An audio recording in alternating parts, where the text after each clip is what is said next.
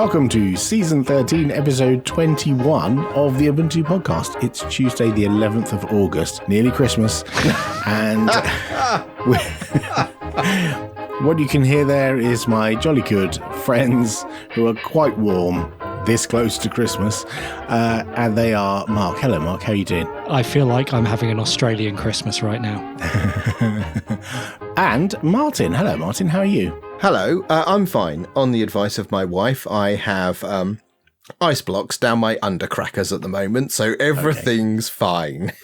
I thought you'd somehow converted your office into a sauna. Or was this an accidental conversion? I appreciate that what you can see versus what our listeners can hear are very different. And I imagine to you, as I look at myself in the webcam, look like I have just walked through the shower with all my clothes on. And that's in fact what's happened. And the dampness around the shoulder area is because of the said ice blocks that I have resting behind me. Nobody would have known. Nobody would have known this. You can't hide anything from anyone these days. I don't know if you've noticed. Well, yes. So, Martin, what have you been up to recently? My daughter has made the transition from Scratch to Python, and therefore were under the advice of Code Club.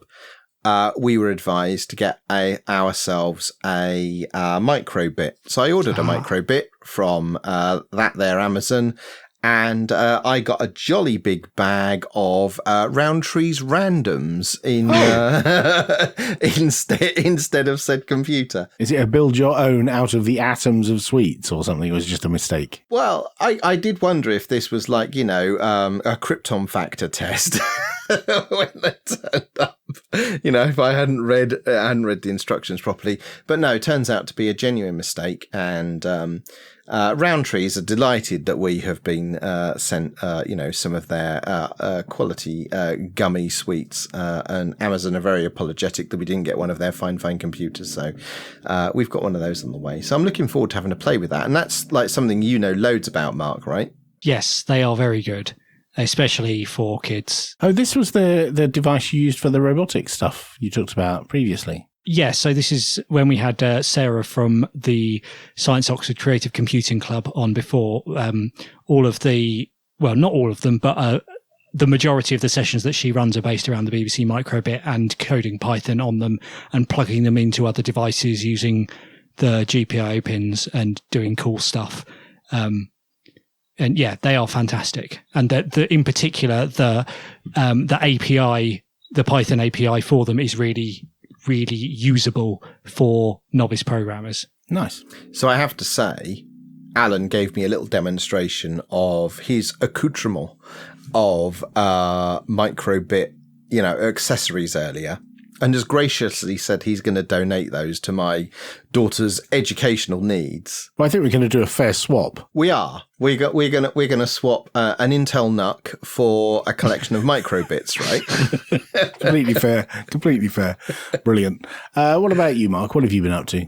I've been exploring my computing past. Oh. What does that mean? Well, when I was a small boy... What was that last week? I was waiting for that one. You left enough time for it. My computing experience was rifling through a big box of floppy disks. In fact, 3 big boxes of floppy disks that we had on the shelf and plugging them into the family's Amiga 500. Mm-hmm. And these were various... Get you. Various magazine cover disks and... questionably acquired copies of various bits of software. Backups of other people's games, yes. You see, my dad would occasionally come back from a computing shop with just a box of floppy disks they had, and they'd be full of games, which was always quite fun. Nice. And where did you find all of these? Were these in the loft or something? Well, no, my brother has had them since he moved out of our parents' house, I guess. And he has been going through and imaging them all. Oh. And he sent me basically a configuration for UAE, which is the Amiga emulator, with all of the disks that we had ready to boot. Oh. So I've been exploring those and going through some memories of my youth. Excellent. I have a question. Is your brother also a computer nerd? He is also a computer nerd. In fact, he listens to this podcast. That's the kind of computer nerd he is. Hello, Mark's brother, fellow nerd. High quality nerd there. And on that bombshell, let's get on with the show.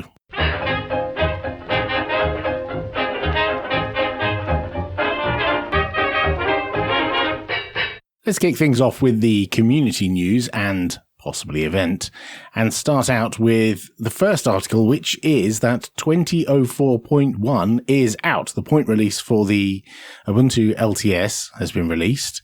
And it's funny, I see this and think, oh my gosh, wasn't it only yesterday that the last LTS came out? And these point releases seem to come around rather fast and furious. So for those who don't know, the point releases are basically a roll-up of all the packages that have been updated since the ISO was created in April, and hardware enablement. So newer kernel, newer Xorg, newer drivers, and all kinds of other stuff. So if you're buying a laptop today, you're better off using the point release, the latest point release, because it'll have all the necessary drivers for whatever your hardware is, rather than the one from April, because that will be older. And also, it will save you doing loads of updates. Like the first boot experience, it'll be, here are hundreds of updates since the ISO was burned. So, yeah, all the flavors have got their 2004.1 ISOs available for download. So this release was delayed slightly, wasn't it? Because presumably of the security issue that we discussed last time around the grub boot issues. The boot hole vulnerability. That was it, boot hole. Yeah. Yes. So they were waiting to be able to respin with the fixes for that. Yeah. Make sure all of that stuff was baked into the point release. That's why we held off for a few weeks, for sure. Yeah, it's kind of a good idea. If you're going to bake an ISO image, you don't really want to have it baked with a known vulnerability. Yes, or a revoked certificate. Or in this case, yeah, as Mark says, with a revoked certificate and therefore wouldn't boot. Whoopsie. Yeah. So there you go. If you want to grab hold of 2004.1, now's a good time. I understand that it's normally at the first point release for an LTS that people running the previous LTS, so in this case, that would be people running 1804, they would start getting the pop-up, which would say, hey, there's another LTS, you should upgrade. But as I understand it, that's been held back.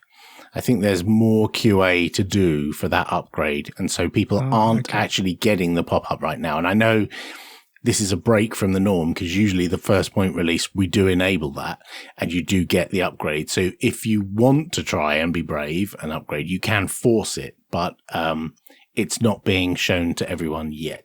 I would like to say you don't have to be brave. You know, you can upgrade. Upgrading's fine. It's a designed feature. But part of the reason why we're just holding back on the Switch this time is because of boot hole and trying to schedule all of that, stuff in concert. Makes sense. Awesome. So what's next, Martin? With our scheduled programming, we have 1804.5. So as the 0.1 release comes out of the new LTS, the last point release of the previous LTS also drops. So what that means is that 1804.5 is available, and it features the kernel and hardware enablement stack from the current LTS release. And I don't know how widely this is understood, in the community that, you can still download 1804.5 and get all the current hardware enablement that exists in, today's modern 2004.1. You said this is the last one, yet there's also 1604.7, and 0.7 is higher than 0.5. So why has 1604 got a higher number of point releases than 1804? In a break with our usual scheduled programming, we have a 1604.7 release. Technically speaking, 1604.5 should have been the last release that we made. But there was I forget the name, but there was a security vulnerability that meant that we made a 1604.6. And then because boot hole, we have also issued a 1604.7 for the first time ever. Interesting. Well, and we don't know if it'll be the last time because you don't know whether there'll be another security thing. There's no planned ones, are there? None that I'm aware of. There's no planned security holes. Right. But, I think it's fair to say maybe looking at the trajectory of, computer security and being mindful to that, then maybe there will be higher than 0.5s in the future on a regular basis. But let's just see, how poorly things turn out in the future. Watch this space and listen to a later episode to find out if that comes true. This is a good prediction for next year, wouldn't it? Maybe not. Mark, what's next? Canonical have published an infographic called Ubuntu 2004 to 2004. That's clever. I like that. It's a very, very long infographic which goes through what's happened to Ubuntu since the first release of 4.10 in 2004. And it covers all sorts of stuff. And there's, lots to pick through there and learn about what's gone on over the years. There've been over 600 certified machines. Yeah. 32 releases of Ubuntu in that time. 8 of which were LTS releases, and more than 100 derivatives have been released. Wow. Yeah, it's funny it is, like you said, it's a giant image. It's like the longest infographic I've ever seen. And I thought that was interesting, the 600 certified machines, because, you often hear this whole, there's not enough machines, I can't buy one in a retail outlet and all that. And somewhere there are 600 of these machines all over the place that the OEM team have certified for use on Ubuntu. Earlier today, I was talking to the OEM delivery team, and they were telling me that they have 40 new device enablements for a major tier 1 OEM provider each year, which I was, surprised by those numbers. And it's not the one you're thinking of either. It's like immediately everyone's thinking, well, hang on a minute. What's the one that I'm not thinking of? What's the one that I should be thinking of? But yeah, keep thinking, everyone. That's great. And more than 100 derivatives as well. Yeah. Wow. The number that astonishes me more than any of those is the number of kernels that our kernel team is maintaining.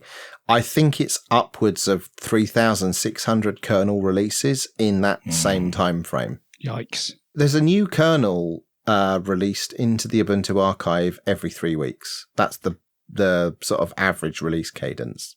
Groovy. Finally, in community news, KDE Neon 2004 is out. Everyone's favorite KDE distribution that isn't Ubuntu is available for download now. And this is a showcase of, KDE and a whole bunch of KDE-based applications. I love KDE Neon. I was running it for a couple of years on this very laptop that I'm talking to you from. And it's just great. And I'm super glad that there's now an ISO with all the very latest stuff, latest KDE, and the latest Ubuntu underpinnings underneath all of that, which is great. I can only imagine you're disappointed that you won't be taking a transatlantic flight somewhere in order to provide you with the time and space to reinstall your laptop with a new KDE Neon. Well, do you know what? The good news is you don't have to install it at 30,000 feet like I did. It is possible for you to stick it on a USB key, shove it in any laptop you have handy or desktop, and install KDE Neon on a modern or actually few years old. KDE Plasma performs really well, even on something that's 5, 6, maybe even a little bit older years old. And it also sounds like you don't have to install it at all. If you want the latest and you've already got it installed, it'll do an LTS to LTS upgrade. Oh, nice. Yes. That's cool. I know they were, we chatted with them some time ago. I think it was at Academy 2 years ago. And we were talking to them about how they go about nudging people from one LTS to the other. They were talking at the time about how do they get people to go from 1604 to 1804 because they don't want to have to maintain lots of LTS releases. Yeah, they don't specify long LTS support cycles. It's not called, KDE Neon LTS. It's just called KDE Neon. So they tried like nudging people and sending them, pokes via notifications to say, hey, there's another release out. So I think they've been very successful with KDE Neon, since they started that whole initiative and they made that separation between developer edition and user edition. I think they've really converted well. Yeah. And finally, we have an event. Goodness gracious me. I know. I never know how to pronounce this. Is it Seagull? Yes. Is that okay? So Seagull 2020 call for papers is open. It's on the 13th to the 14th of November 2020, and it's in virtual Seattle. Ooh, my favourite city. A city so great they named it once. Grassroots technical conference dedicated to spreading awareness and knowledge about the GNU/Linux community and free Libre open source software and hardware. So the GL there is GNU Linux rather than whatever the GL in OpenGL is for, I assume. I always assumed that CGL was an OpenGL conference, but it sounds like it's not. Maybe not. But we'll put a link in the show notes and you can figure it out for yourself. And that's all of the community news and event.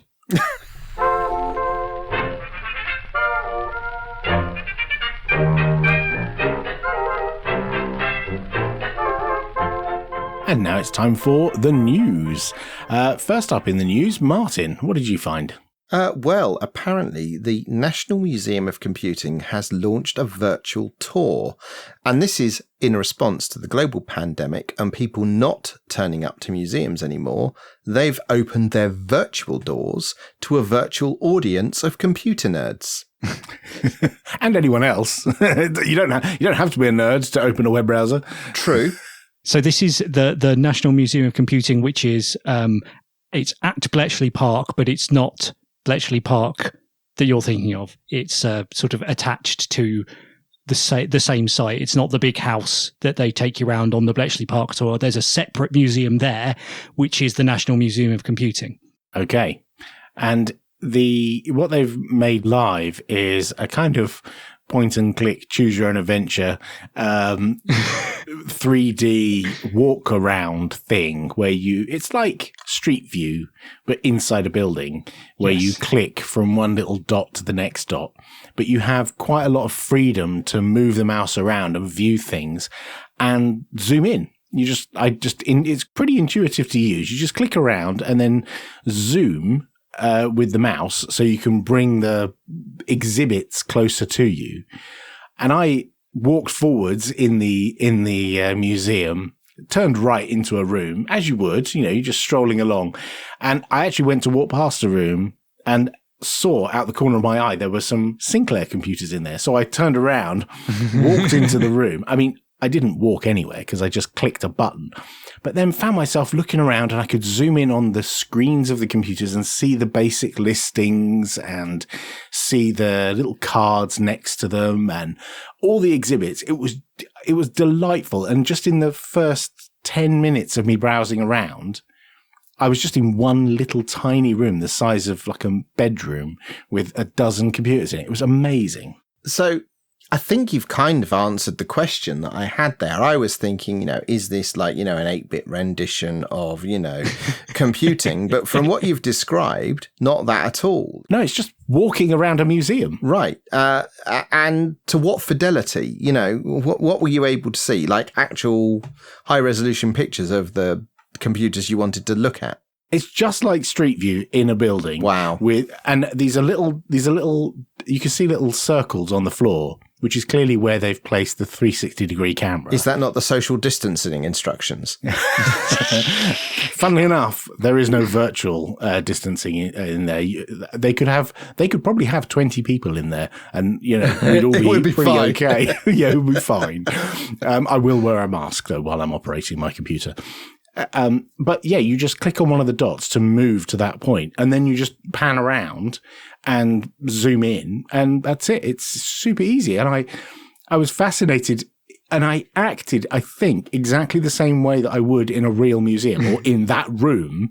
Like I clicked and went, ooh, and turned and zoomed in on something and thought, oh, that's interesting. And then I just turned around and saw something else in the corner and just leapt across the room and zoomed in on this Jupiter Ace and this New Brain computer and this little glass shelf in the corner that had a Sinclair QL on top. It was just great. And as well as the exhibits themselves, they've also got, wherever they have like signs on the walls with information on, you can see all of that. It's like properly photographed, so it's high resolution enough that you can read all of the detail of just what's around you as well. Yeah, it's great. I absolutely loved it. And I've only looked in one tiny room in my first visit to this museum, but I will certainly browse the rest of the museum, and you can just do so at your leisure. It's just it's so delightful. It's so brilliantly done. And I imagine the National Museum of Computing is now the International Museum of Computing, right? Well, yes, absolutely. When you introduced this and said the National Museum of Computing, everyone's thinking, well, of which nation? It's like the Lithuanian National. It doesn't matter. You can just click the link and go and browse around. It's fantastic. So yeah, highly recommend. We'll put a link in the show notes. Go and have a browse around at all the old computer kit that they've got kicking around. It's really good. Next up, in some sad news, Toshiba, famous for making computers, no longer make laptop computers. They've got out of that game after 35 years. I'm very confused by this article because I was sure Toshiba had already said this some years ago. Well, they sold a certain chunk of the business. Right. And now they got rid of the rest of it. Okay. So they probably weren't really invested in it for some time.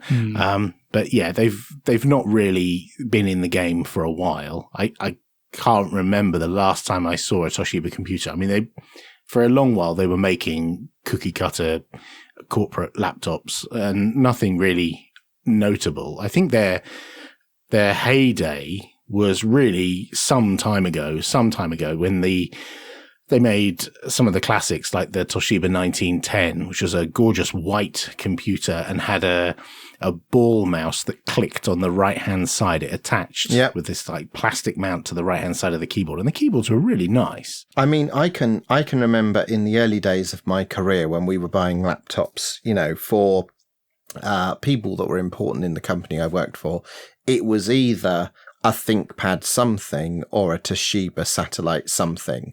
And it was like, it's black or grey. And those were like the only two options that you had. That was the distinction. And I mean, I've got fond memories of the Toshiba computers of yore. They were actually quite good because they had track points and touchpads, just like, the ThinkPads did back then as well. That was like a common design.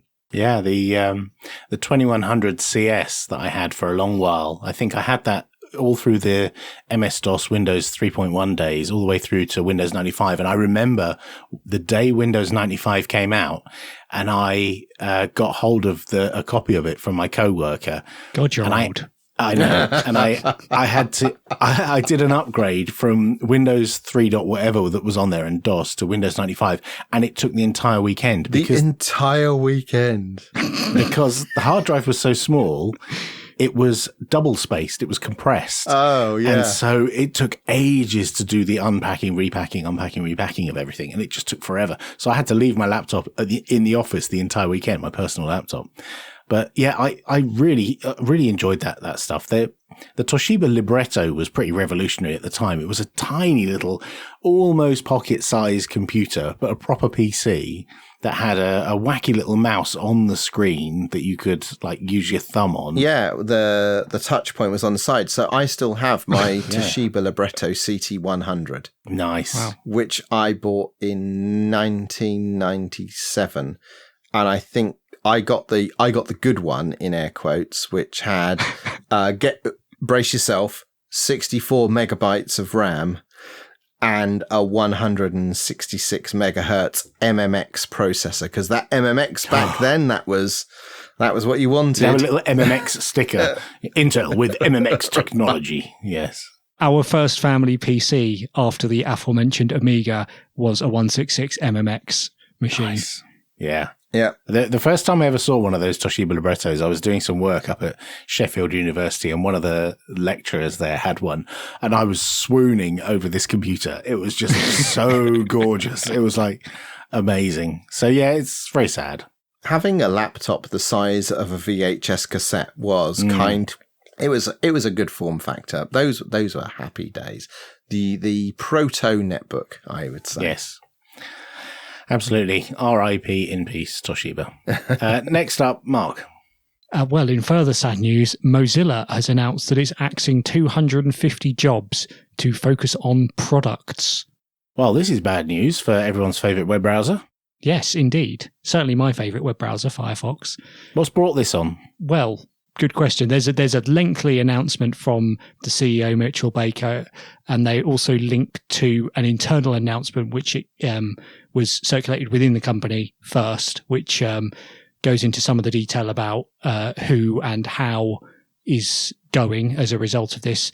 But there's a sort of more public PR type announcement about how they're refocusing and focusing on products and technology and community and economics, which kind of makes it sound like they're going to try and sell more stuff and spend less money on people. That's my, brief reading of it. But some of it is, a bit disappointing. That part of the internal memo says that they're reducing investment in some areas such as developer tools, where Firefox is basically the only non-WebKit Blink browser. If they don't have developer tools for people to work on it and test stuff, then people are going to make stuff that only works on Chrome, basically. So it might be, this might be a sad day for the future of the web.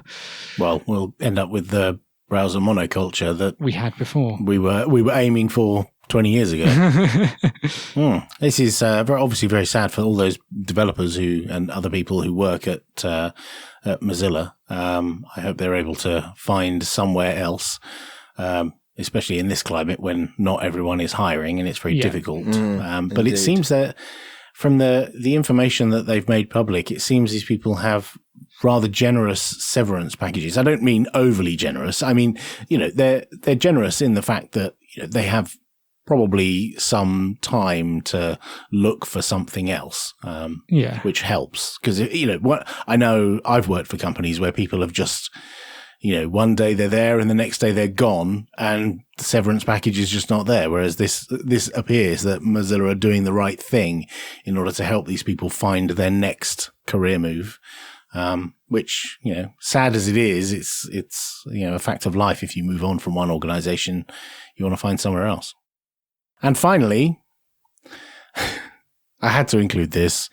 I don't really understand how this has happened, but a man has received a rubber duck in the post from Amazon. Okay. And I feel this is interesting maybe to both of you, because I know, Mark, you collect rubber ducks, and Martin, you have received recently packages from Amazon, possibly incorrectly.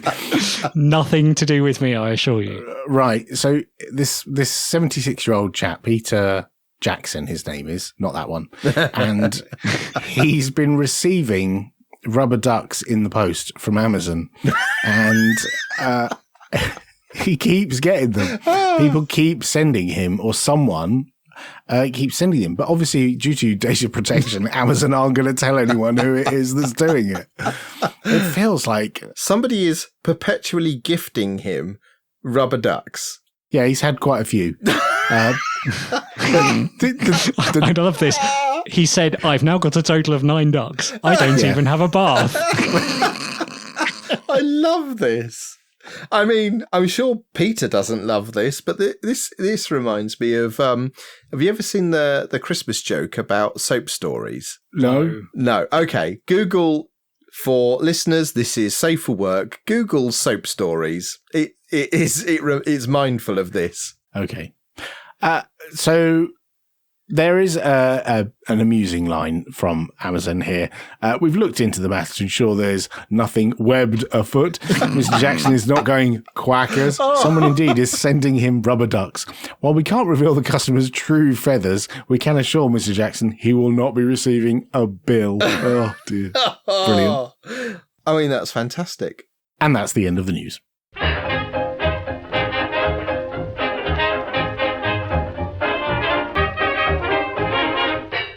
And that's all for episode 21. Oh, crikey. We're in the 20s now. Thank you for listening. It's been very enjoyable, despite being very warm where we are. I don't know how warm it is where you are, but it's really warm here. Next week, we're going to be discussing Building Linux communities will also have some command line love and all of your wonderful feedback. If you want to chat to us in between episodes and find out what temperature it is where we are, then join us in our Telegram channel. ubuntupodcast.org/telegram will get you to the right place. Or you can follow us on Twitter. We're at Ubuntu Podcast on Twitter. I'm going to go and jump in a bucket of ice. Thank you all for listening. See you all next time.